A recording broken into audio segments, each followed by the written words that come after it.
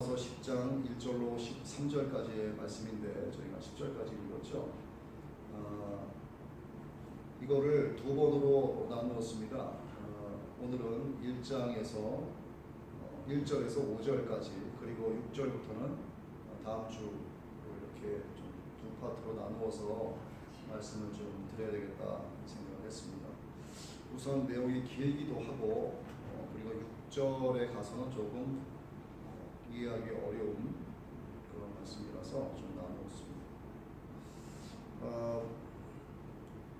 우리가 그 10장 1절의 말씀을 여러분 지금 읽으셨는데 이 1절 말씀을 보시면 바울의 마음속에 하나님의 사랑이 온전하게 녹아져 있다라고 하는 것을 느낄 수가 있어요.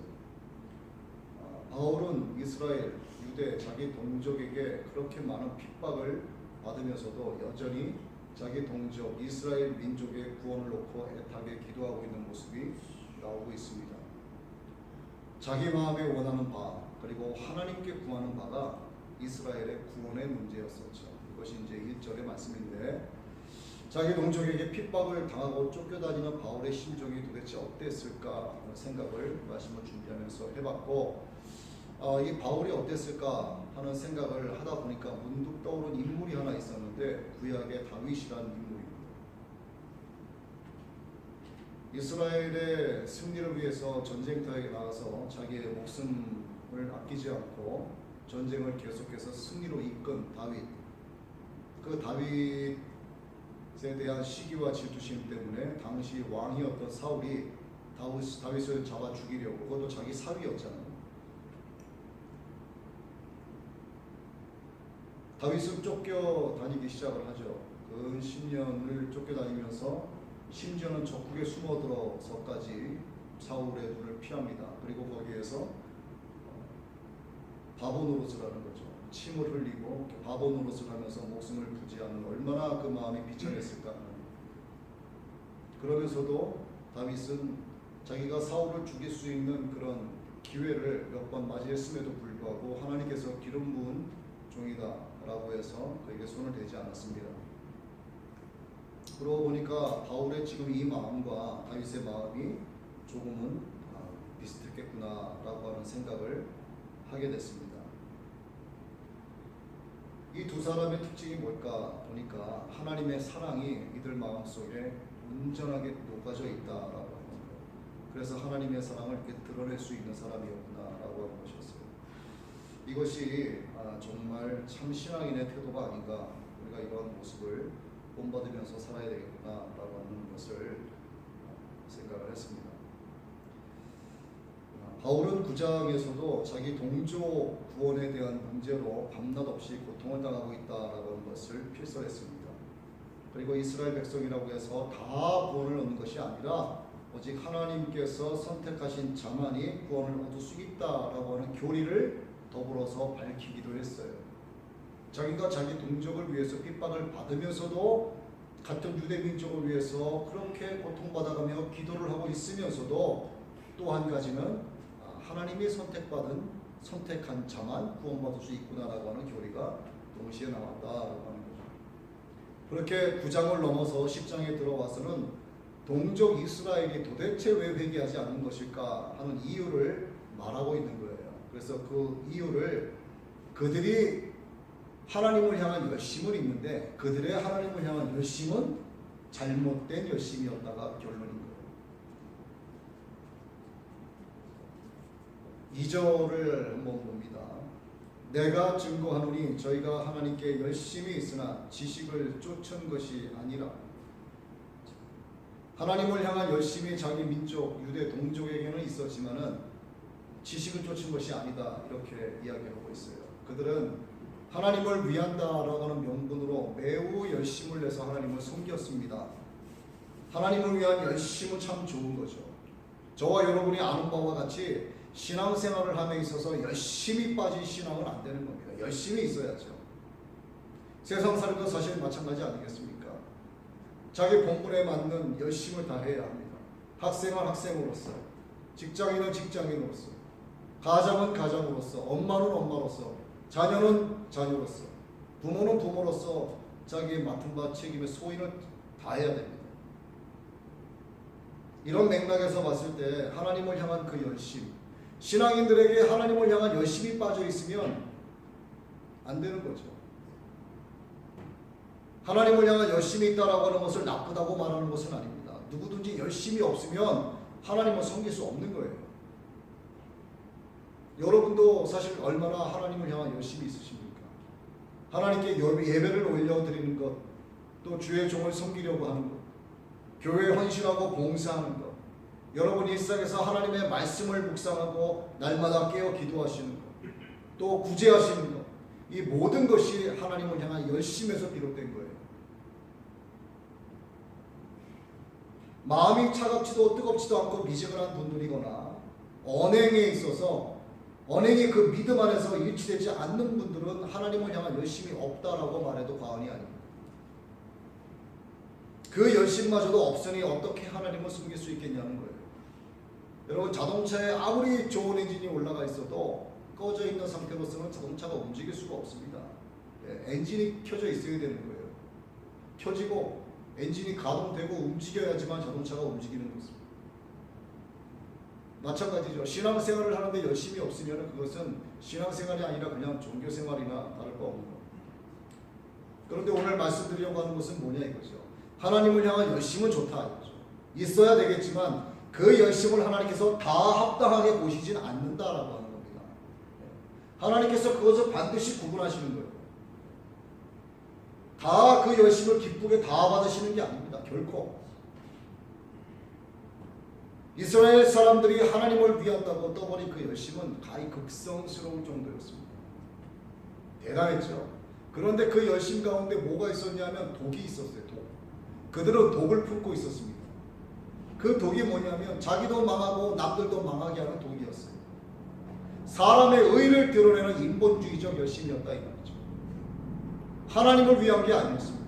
하나님의 영광을 위한 게 아니었어요. 자기 자리 보존하는 거예요.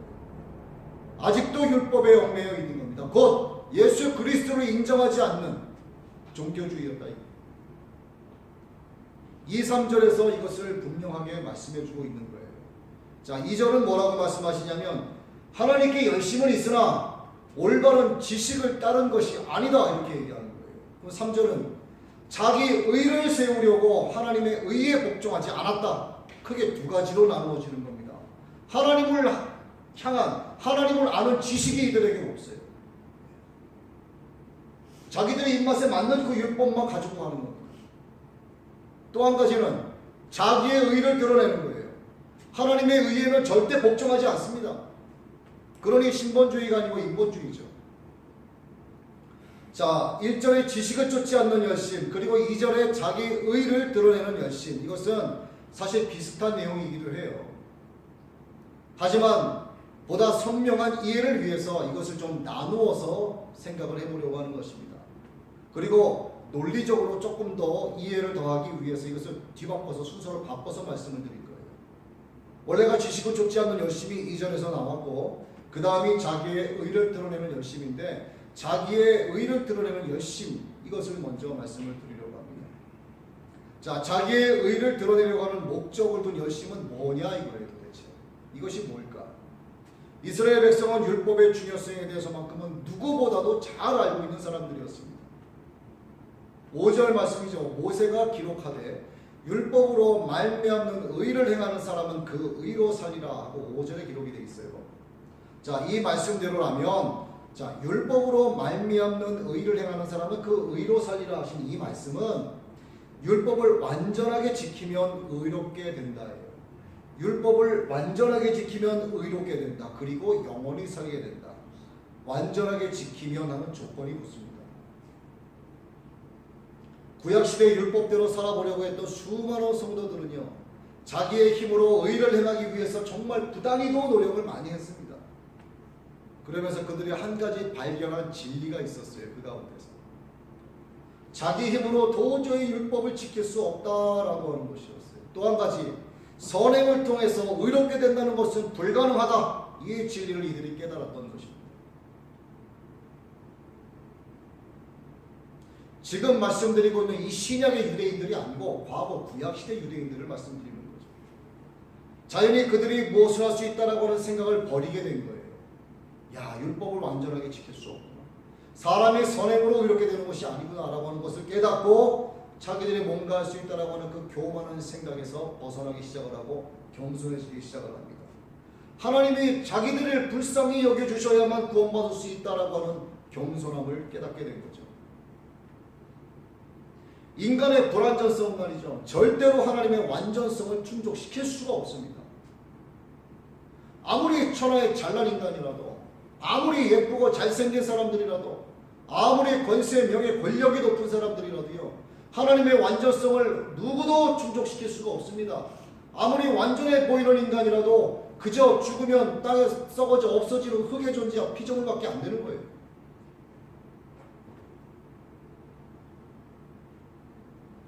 그래서 기도드릴 때도 우리는 하나님 도와주옵소서라는 기도보다도 하나님 우리를 불쌍히 여겨주옵소서라는 기도를 해야 옳다라는 생각을 하는 거죠. 시편에는 하나님의 인자하심과 하나님의 긍휼하심을 구하는 기도가 많이 나옵니다. 아무리 열심을 내도 율법에 순종하려고 해도요, 하나님 앞에 들고 나갈 의의가 없으니 하나님 우리를 불쌍히 여겨주옵소서라는 소원의 기도가 시편에 많이 기록되어 있는 거예요. 하나님의 도움을 구하기보다는 하나님께 긍휼히 여김받기를 원하는 겁니다. 하나님께서 우리를 긍휼히 여기시고 불쌍히 여기시는데 누가 안 도와주겠어요? 불쌍히 보이는 사람 여러분 도와주지 않습니까? 도움받기보다는 하나님의 긍휼하심을 먼저 원하는 것이 맞다라고 합니다.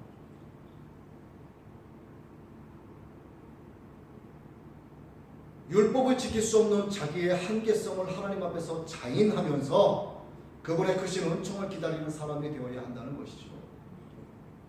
자, 신약의 이스라엘 백성들이 과거 이 경건한 자기 조상들의 태도를 그대로 이어받았더라면 얼마나 좋았겠냐고요. 그렇다면 율법을 지키느라고 쓸데없이 극성을 부리는 행동은 하지 않았을 거예요. 예수 그리스도를 배척하는 비극도 일어나지 않았을 것입니다. 그런데 구약의 역사를 돌이켜보면 참 이해하기 어려운 부분들이 또 나오죠.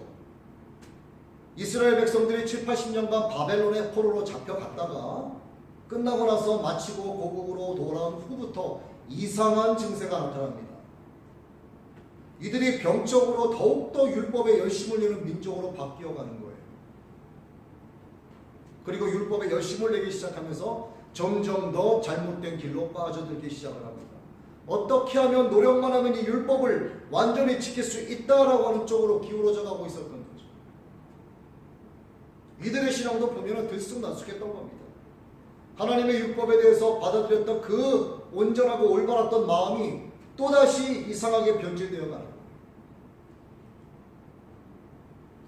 율법을 완전히 지킬 수 있다는 교만 때문에 그들이 만들어낸 것이 있습니다. 이것이 주님께서 지적하신 내용인데 장로의 유전인 거예요. 장로의 유전. 이것이 일종의 율법 해설집입니다. 하나님이 주신 율법에 이런저런 사람의 생각과 해석이 가미되기 시작을 해요. 그 책은 날이 갈수록 페이지 수가 점점점 늘어나기 시작을 합니다.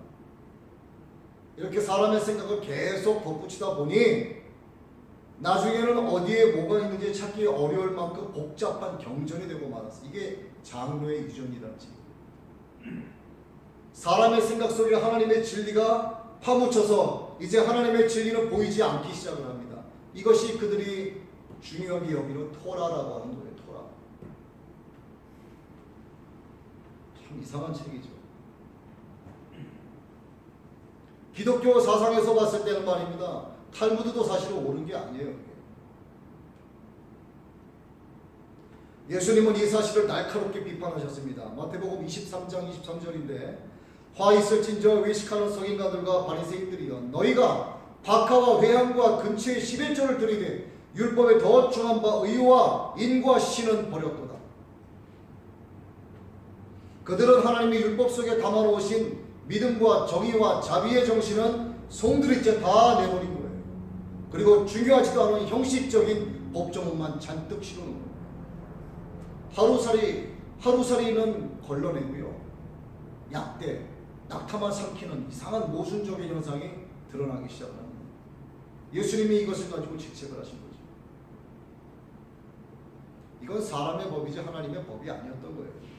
하나님의 법, 우리의 영혼을 자유케 하시는 하나님의 그 진리가 사람의 생각에 가미되다 보니까 하나님의 법은 온데간데 없어지고 찾아볼래야 찾기 어려운 상황이 된 거예요.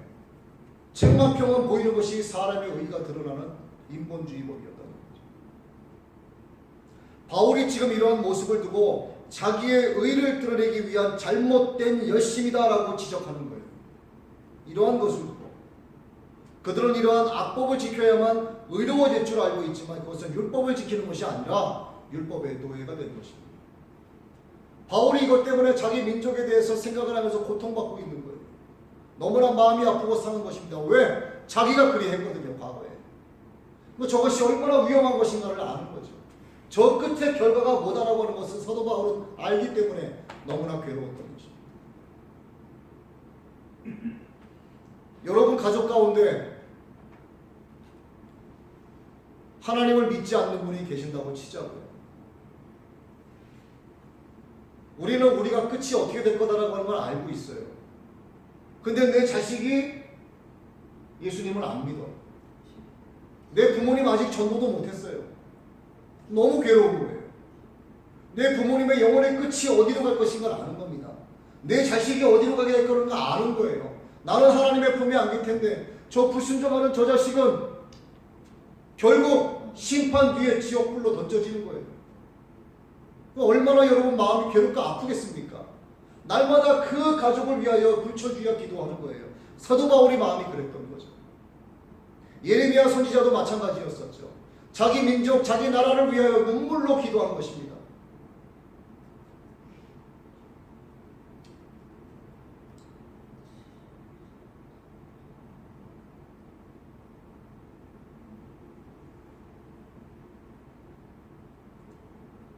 회심하기 전에 바울이 바로 그와 같은 전형적인 인물이었죠. 갈라디아서 1장 14절의 말씀인데 내가 내 동족 중 여러 연갑자보다 유대교를 지나치게 믿던 내 조상의 유전에 대하여 더욱 열심히 있었으니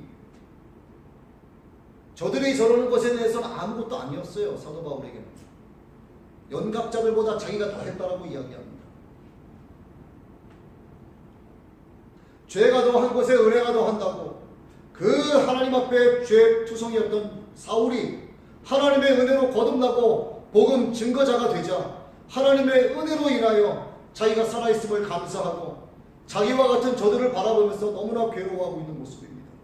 우리가 정말 신앙생활을 하고 있다고 한다면 우리가 진짜 예수 믿는 사람들이라면 나와 날마다 부딪히는 자들 내 혈연 내 가족이 아니더라도 저들의 영혼을 불쌍히 여기는 마음이 우리 마음 가운데 있어야 되는 거예요. 왜? 저들도 한국 사람들 아니겠습니까? 우리 동족이잖아요. 아까 여기 혼자 앉아서 계속 기도하는데 다른 기도할 때 눈물이 안 나는데 나라와 민족을 위해서 기도하는데 너무나 많이 눈물이 났습니다.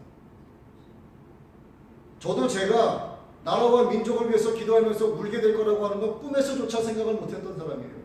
그런데 눈물이 그렇게 나더라고요. 나라와 민족을 위하여 기도할 때 하나님께서 눈물을 흘리게 하신다는 증거가 뭐겠습니까? 하나님께서 그 나라와 민족을 놓지 않으신다는 겁니다. 하나님께서 반드시 그 나라와 민족을 세우십니다. 예.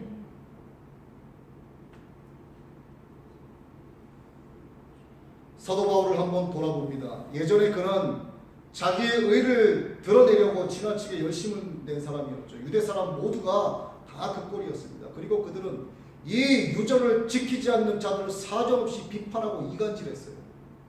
더 나아가서는 살인행위도 서슴지 않았습니다. 그러면서도 이것을 뭐라고 얘기하느냐? 하나님을 위해서 하는 일이다라고 큰소리치는 거예요. 사람을 죽이는 것도 괜찮다 이겁니다. 왜? 하나님을 위한 거니까. 이것이 옳다 이거예요. 이것이 하나님을 위한 거야. 이것이 하나님을 향한 열심이었던 겁니다. 하나님에 대해서 몰라도 너무 모르는 거예요. 그러니 그들은 맹목적인 열심이었고 맹목적인 종교생활만 했던 것이죠. 우리도 역시나 다를 바 없습니다. 하나님을 아는 지식이 없으면 내가 믿는 자를 아는 지식이 전무하면 맹목적인 신앙밖에 안 되는 거예요. 신앙이라고도 붙일 수가 없는 거죠. 맹목적인 종교생활이 되는 겁니다. 정말 힘들게 지옥 가는 거예요. 남들 놀 거 다 놀고 즐길 거 다 즐기다가 지옥 가는데 나는 일요일이라고 해서 교회 가야 되고, 예수 믿는다고 해서 술 한잔 마실 때 눈치 봐야 되고, 예수 믿는다고 담배 한 대 필 때 뒤돌아서 몰래 펴야 되고, 정말 힘들게 세상살이 하다가 힘들게 지옥 가는 사람이에요.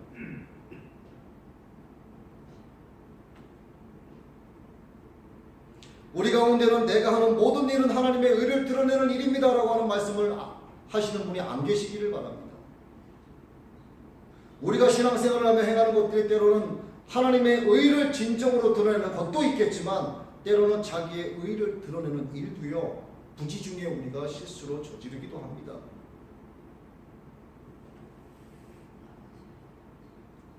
이것을 우리는 인정을 해야 되고, 부지 중에라도 죄를 범한 것이 있다면 용서를 간구하는 회개에 이르러야 하는 거예요.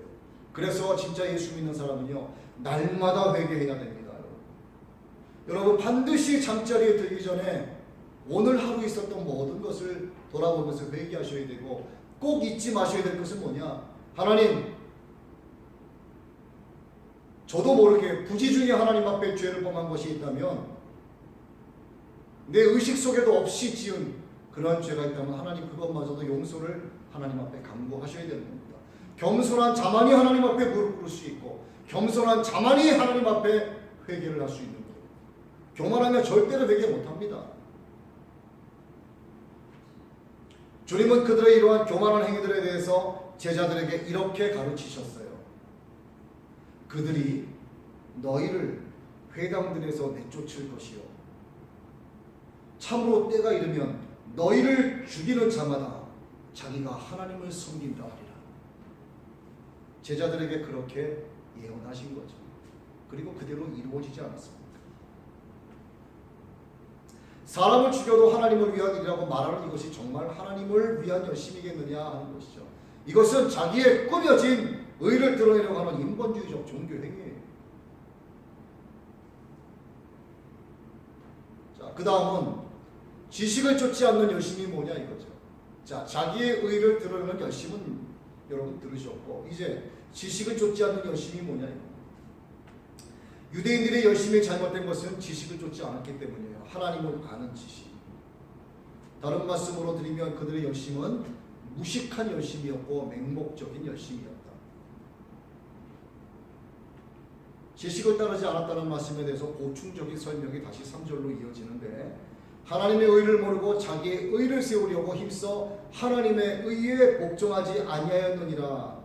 하나님의 의에 복종하지 아니하였느니라. 이 말씀은 하나님의 의가 뭐야 이거예요. 하나님의 의를 모르는 거예요. 하나님을 아는 지식이 없다라고 하는 그 지식은 하나님의 의가 뭐냐 하는 것을 모른다는 뜻입니다. 하나님의 의가 뭘까요? 4절에 나와 보죠. 하나님의 의는 4절, 그들은 이스라엘 사람이라 그들에게는 양자됨과 영광과 언약들과 율법을 세우신 것과 예배와 약속들이 있고, 그리스도는 모든 믿는 자에게 의를 이루기 위하여 율법의 마침이 되십니다. 예수 그리스도가 하나님의 의라는 거예요. 예수 그리스도가 하나님의 의다. 우리 모두를 의롭다 하시기 위해서 하나님의 내어놓으신 의가 예수 그리스도입니다. 아니 어떻게 예수님이 하나님의 의가 되시느냐 이거죠. 그분은 율법의 마침이 되시기 때문에 하나님의 의라고 일컬어지는 것입니다. 율법이 마침이 되셨다는 말은 매우 중요한 의미를 가지고 있어요. 성경에서 여기에만 이 말이 나오는데, 다른 성경에서는 율법의 마침이 아니라 율법의 완성이다 이렇게 기록되어 있습니다. 주님은 우리가 지키지 못하는 율법을 대신 지키기 위해서 세상에 오셨어요. 우리가 지키지 못함으로 받아야 될 무서운 형벌을 대신 다 받으셨습니다. 따라서 예수님은 율법의 모든 요구를 충족시키신 분이 되신 거예요. 그래서 율법의 완성이요 율법의 마침이다 이렇게 일컬은 바가 된 것입니다. 그래서 예수 그리스도가 곧 하나님의 의라 이 말이에요. 유대인들이 왜 예수님을 십자가에 못 박았습니까? 하나님의 의 곧 예수 그리스도를 모르기 때문에, 그래서 하나님의 의에 복종하지 아니하게 된 거예요. 그래서 자기의 의를 드러낸 겁니다. 그러니까 자기의 의를 위한 것이고 하나님을 아는 지식이 없기 때문에 이런 짓을 하게 된 거예요. 그 결과로 우리는 하나님의 공의를 만족시키기 위해 율법을 지키려는 무거운 짐을 벗게 된 것입니다. 예수 그리스도로 말미암아 누구든지 예수만 믿으면 의롭게 되는 이 은혜의 시대를 그래서 우리가 살아가고 있는 거예요. 사람이 의롭게 되는 방법은 한 가지밖에 없습니다. 오직 예수 그리스도. 그래서 예수 그리스도 그분의 이름을 부르는 자마다 구원을 얻게 되는 것입니다.